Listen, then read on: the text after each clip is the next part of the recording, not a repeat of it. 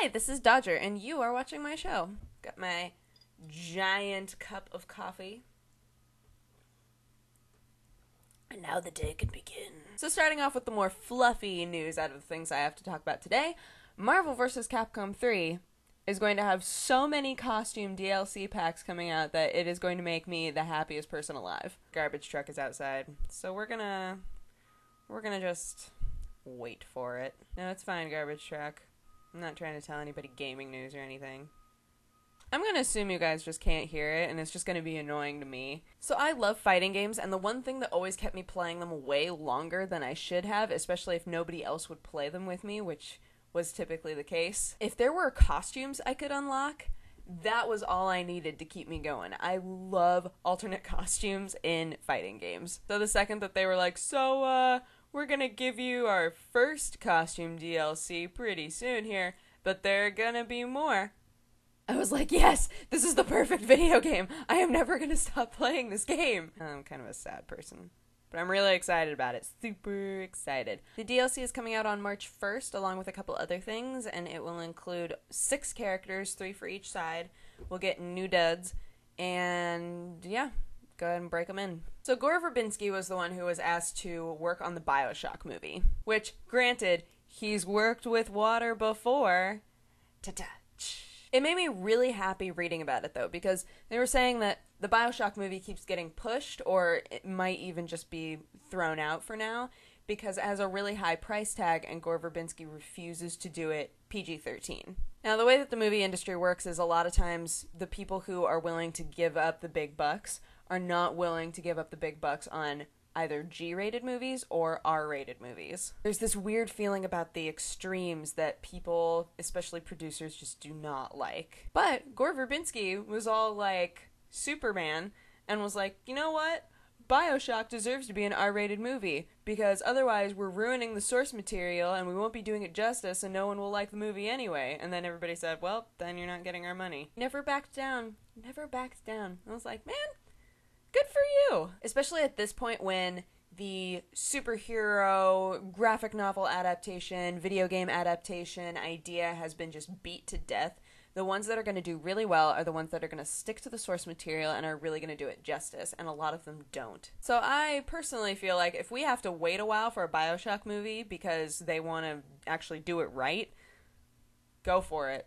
I love BioShock. It's one of my favorite games of all time, so if they did a really good movie adaptation of BioShock, I would absolutely love them. And it would end up being a horror movie. That's pretty rad. I would enjoy that. Have you guys seen the Jonah Hex movie? Jonah Hex is a graphic novel that isn't like bestseller, but did pretty well, and then they were like, let's make a movie out of it. The movie is terrible.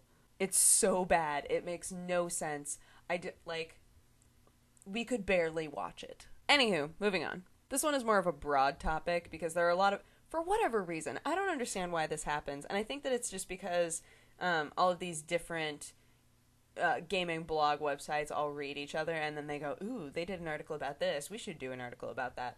But a lot of them are talking about the whole, like, why do certain video games do really well when other video games don't? A lot of articles are coming out right now about thinking outside the box, and how the game mechanics and the game ideas that end up doing really well are the ones that don't necessarily make sense. Point of the article being that developers shouldn't be too worried about taking chances or doing things that may not make sense but do improve gameplay. It's funny because when you think about it, when you like pull yourself back from your gamer self that has played so many games that it's kind of sick, when you pull yourself back from that, you think to yourself, if I were to play any game right now, having never played video games before, none of it would make sense. There are so many things within games that have become norm for us that are just so fantastical and strange that I feel like if you were a person who had never played games before and you sat down to really almost any game at this point and wanted to play them, you'd be so confused. Not saying that people can't learn how to play games, because there are people every day who are playing their first video game. Not a big deal, but I still think that there's that moment of, wait, why is it like this? And those of us who have played a lot of games probably would play the same game and be like, oh, I've played a game like this before. So I don't know if I agree with that in terms of mechanics.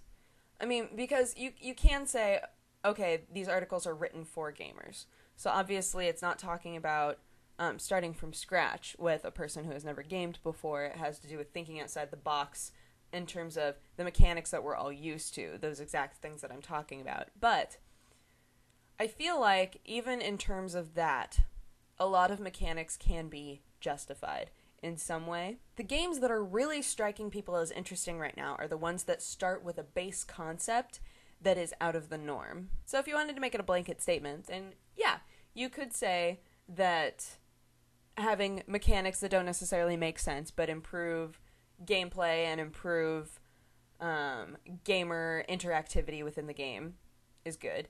You can also say that thinking outside the box in terms of concept is good, because it means that the overall game in general ends up being something unusual and something that people don't expect. I just think sometimes we forget how bizarre video games are. We forget that IRL, if you die, you don't have a spawn point. We forget that in battle, people wouldn't just leave armor lying around for you. We forget that zombies aren't real. We forget that backpacks really can't hold 30 items. Okay, backpacks can hold 30 items, but not 30 items in the way that video games represent them. Wouldn't that be rad if every time you had like a backpack or a purse, you would just open it up and then it would be like compartmentalized the way that it is in video games, and you'd be like, oh, this, I need a pen. That would be awesome. I want to do that. I want that to be real. Anywho, rambling. But that's my show, so thank you so much for watching. If you have any comments or ideas or responses to anything that I talked about today, you should go ahead and leave it, because I do read my comments. If you would like to have coffee with me, you can go ahead and click here-ish, and that will take you to it. And otherwise, I will talk to you guys again tomorrow or the next day. Okay, bye-bye.